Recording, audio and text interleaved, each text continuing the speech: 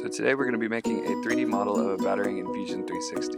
So first things first, I'm going to find an image of the Batman logo, so I just googled Batman logo. And then over here I found this nice image from the Dark Knight, so I'm going to go ahead and right click on that image and it's going to give me an option to save it. So I'm going to go down to Save Image As. Then once I click that, it's going to give me the option to name it. I'm going to go ahead and name it Batman. You got to make sure that this is either a JPEG or a PNG image because that's what Fusion prefers working with. I already have a Batman.jpg, so when I save this, I'm going to override the old file. So click Save. I'm going to just go ahead and replace that old file.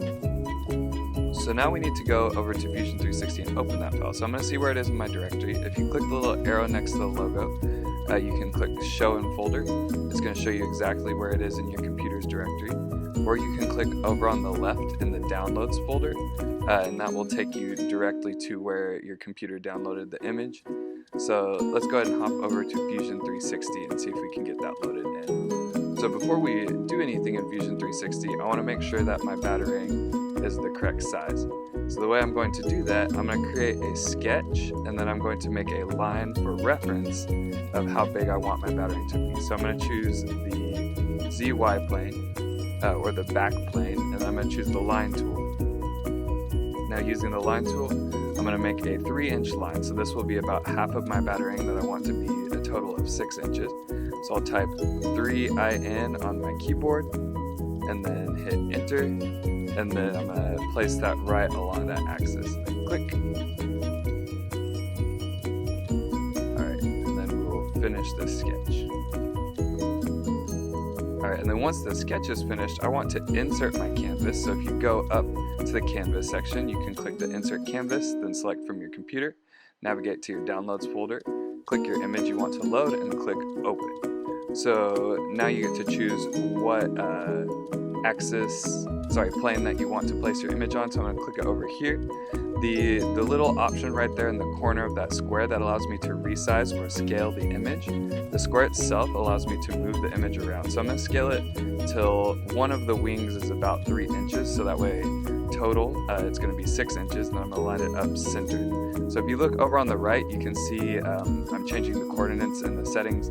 You can also set your scale factor over there, but I'm just estimating for this one. It's not a big deal. So I'll go ahead and click OK. This is going to save it in place. I don't really need my line anymore, so over on the left I can actually click the little eyeball to hide that specific sketch. So click, and then it's gone. Alright, so now I'm going to create the Batman logo sketch itself. So I'm going to choose the same plane that I put my canvas on. So if you look at the Batman logo, it's actually made up of a bunch of simple elements. So lots of arcs, lots of lines. So what I want to do is create those arcs and lines, then mirror them over the center of the logo. So first thing I'm doing, I'm drawing a line down the center of the logo. And that's going to be my mirror line that I'm going to take all of the arcs and lines and mirror to the other side. So let's go ahead and start by creating this one on the left. So we'll go to Create, and then Arc, and we'll use the handy 3-point arc tool. So the way the 3-point arc tool works, you click one point, then you click a second point, and then the last point that you click will be your midpoint. So I'm just going to kind of average right here and try and get it lined up with that bottom part of the wing. Alright, so then I'm going to choose the point right above that, point on the corner, click, click, and then roughly get it lined up with that arc right there. It doesn't have to be perfect because this isn't a precision process, this is the Batman logo. Okay, so click. And then now for that top one, I'm going to use the line, so I'll click the line tool, start from that same point that we just created up there in the corner. So we'll click, click. Alright, and let's use the 3-point arc tool again for this last arc right here. So again, we'll choose one point, click, choose our second point, click, and then our third point, we're going to get it roughly lined up with that arc right there. And this last part I think we can make out of lines. So we'll start from that same point, click upwards towards the ear, bring the ear down, and then lastly join your line with that center line we created very first. So right here it's going to turn blue. That means that you've got your sketch created correctly. So now we need to mirror it to the other side. So I'm going to go back in time and go back inside of my sketch. So I'll click the back arrow right here, and then that's going to reinsert me into my sketch. So now I want to select this whole left half of the Batarang. So I'll select. The only piece I don't want selected is that center line. So I'm going to hold down Shift on the keyboard, then click that center line, and we'll unselect it. So now I want to mirror all of those objects that I have selected across that line. So if you go up to the Create section, there's the mirror tool either up on your toolbar or down in the drop down. So I'll click Mirror, and then over in the settings over on the right, it's going to ask me for my mirror line. I'm going to select that middle line. That's going to mirror the exact same drawing I laid on the left over to the right, which lines up pretty nicely.